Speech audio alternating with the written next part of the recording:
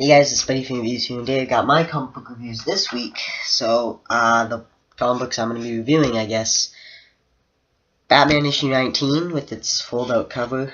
So it says, Bruce Wayne's greatest foe, Jim Gordon. Yeah, that's a bit better. We have Hawkeye issue 9.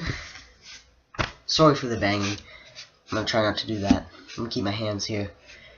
Age of Ultron issue, book 5. No, it says book. I'm just going to call it number 5.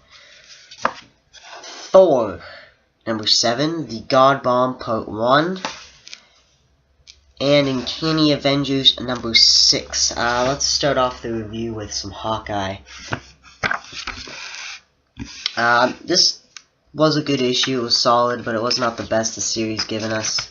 I mean, there has been better issues than this. Basically what it is it involves all of the women in Clint Martin's life and what this chick from the last issue has to do with it all, and it's solid. I mean, there's nothing fantastic about it like the other issues, but it was solid. It was safe. They did a good job with it. Matt Fraction, I still, think he's a fantastic writer. But this issue was pretty forgettable. And it's hard to, it's good issue, but it is kind of forgettable. There was some good scenes and all that in it, but like I said, not the best issue we've seen from the series. And it's not a bad issue by all means. This was a really fun issue. It's just, I've seen better from the series, that's all. But overall, I really enjoyed it. This is still probably the best comic book Marvel puts out every week, or every month, sorry. And it was a lot of fun. I really liked it. Banging, I'm sorry. Let's move on to let's talk about some Thor, God of Thunder. This was really good. The opening scene, you have Thor, he's doing his thing. And we have this god killer haunting his dreams and all that, and Thor knows that he's not dead. So what is Ulter gonna do? Well, it cuts back to this scene here with Thor meeting future Thor. We've seen it in a previous issue where he time traveled here, and these two basically plan their attack against the God Killer or the God Butcher. While I did forget to mention, we do get a nice Iron Man 3 poster in here, just on a side note. While older Thor is fighting God Butcher and is sent to his evil, lair, where in the end we figure out that past Thor, this little green guy who we've seen, it has given past God Butcher bombs. Kind of confusing to explain, but it was really good, and Jason Aaron is doing a great job. The artwork is fantastic. Everything about this is really good. Just on a quick side note, I know I promised you guys 2 reviews last week, one for the Assassin's Creed trade, and one for Thanos Rising. Shop didn't have Thanos Rising in again. They still haven't got it in, and Assassin's Creed I haven't finished yet. So just a side note. Let's talk about some Batman.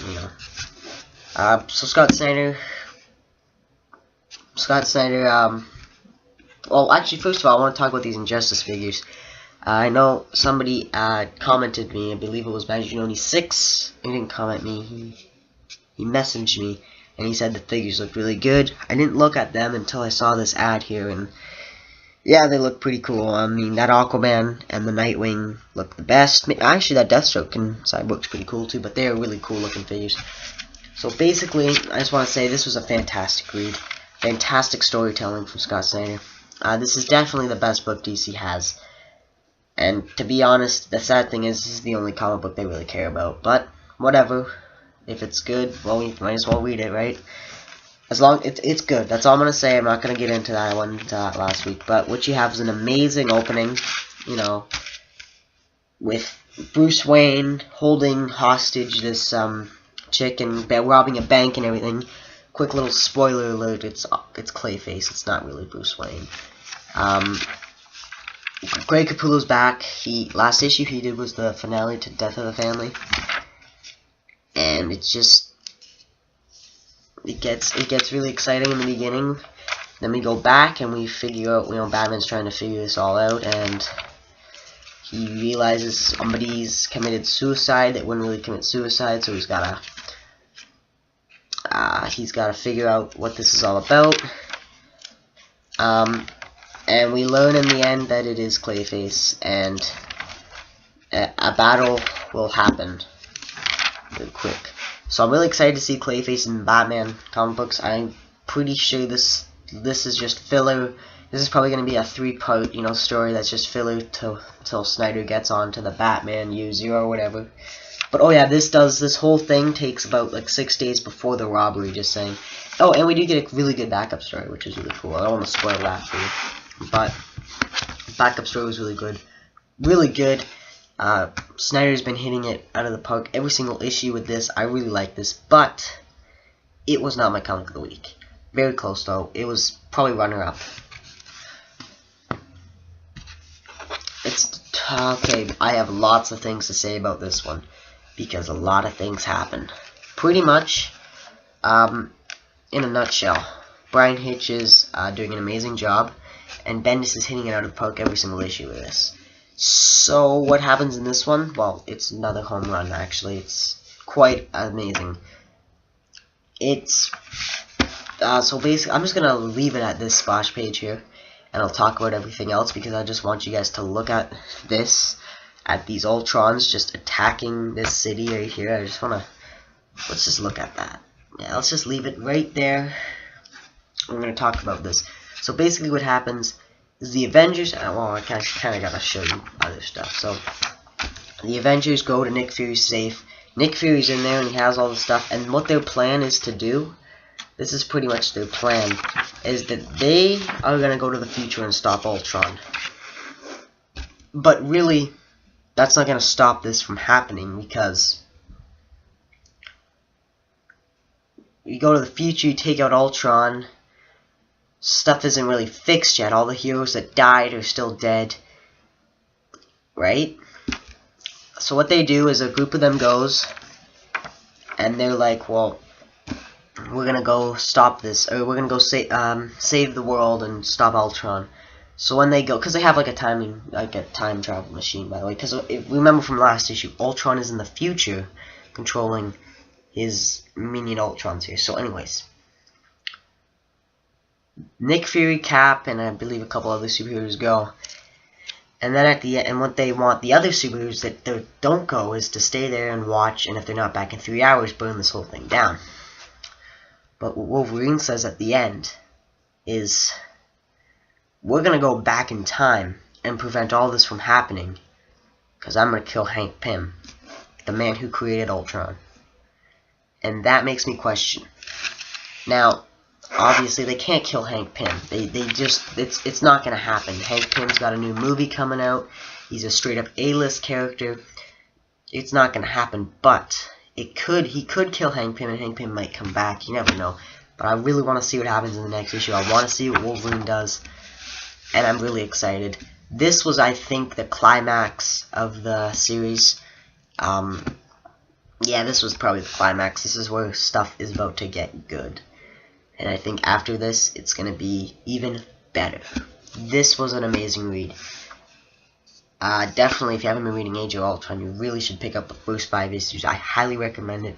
Big changes are going to happen in the comic universe or the Marvel universe, and I'm really excited.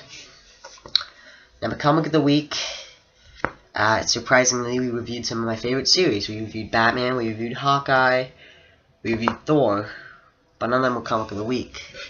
It was actually a different one that's never been comic of the week before. So let's just talk about it. It's Uncanny Avengers, number 6. Yeah, number 6. Now, I just gotta say, this was pretty weird. in a way that it feels like I'm reading a Thor God of Thunder comic, because it's old Thor. You know, that old Thor that we've seen in Thor God of Thunder. Where is it? I'll get a good... where is it? Where is it? It's this Thor here. You know, and that Thor. There's one splash. There's one page that I know it's on. There, it's this Thor from. Yeah, you know what I mean. I've already showed you. So it's old Thor, and it's a story that they never really told, but they gotta say it because they want to do a story about this.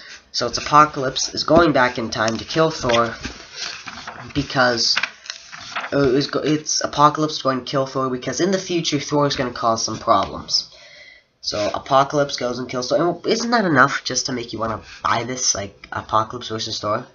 So Thor gets his ass kicked by Apocalypse, and then he goes to his dad trying to help him. His dad says, "No, we can't help you because bad things will happen, yada yada yada." He goes to his brother, and his brother is really Kang, trying to trick him into defeating Apocalypse, because remember, if he destroys Apocalypse, or beats Apocalypse, bad things will happen, and Kang wants that, so Kang does that, and blah blah blah blah. Oh yeah, and Apocalypse is working with time, what's his face, that guy who can jump through time.